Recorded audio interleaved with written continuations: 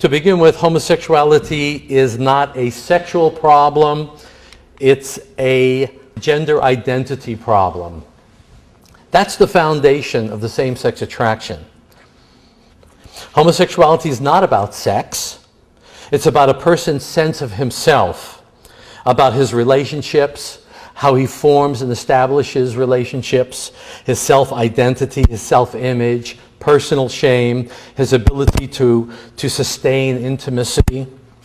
Homosexual behavior is always, my wife says, be careful when you speak publicly, don't speak in absolutes. I'm saying homosexual behavior is always prompted by an inner sense of emptiness.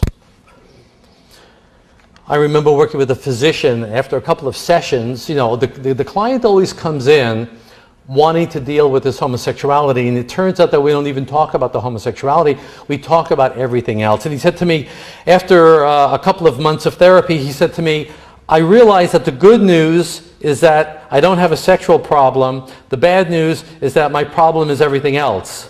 But he's absolutely right. To go over the details of it, the 4 gay myths, 10% of the population of homosexuality, not true. It's really 1.5% to 2%.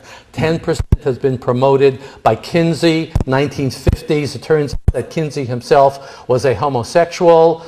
Of course, that was never talked about. And it was picked up by the gay press. The gay activists were working with some people in the media, and they came up with 10%. In fact, recently we came across a meeting of gay and lesbian professionals, and Charles Silverstein said, well, we were working with some reporters, and we said 20%, and the reporter said, no, that's too high. And we said, well, 3%, no, how about 10%? And the reporter said, yeah, 10% sounds good. And that's how they came up with 10%, and people have been believing 10%. You're born gay. That's one of the foundational myths of the homosexual, the gay movement. And they've been promoting the gay gene. 1991, Simon LeVay was supposed to have found biological evidence. I can tell you that there is no evidence, no conclusive evidence for a biological or a genetic foundation of homosexuality. Once gay, always gay. This is another fundamental principle of the gay movement. And this is why testimonies of individuals who have come out of homosexuality is such a threat to the gay movement. Because when an individual says, I was once homosexual and now I'm heterosexual, that is a fundamental challenge to the agenda. Because many public opinion studies show that if people believe gays are born this way, they're more likely to accept the homosexual.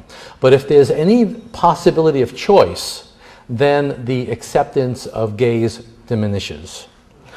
Homosexuality is normal in every way, and this is another fundamental. It's just a question of taste. It's like vanilla or chocolate. There's nothing wrong except preference.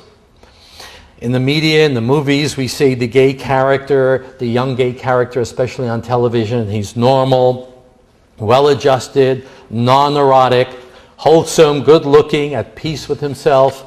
It's usually the heterosexual guy who's insecure and anxious about his sexuality.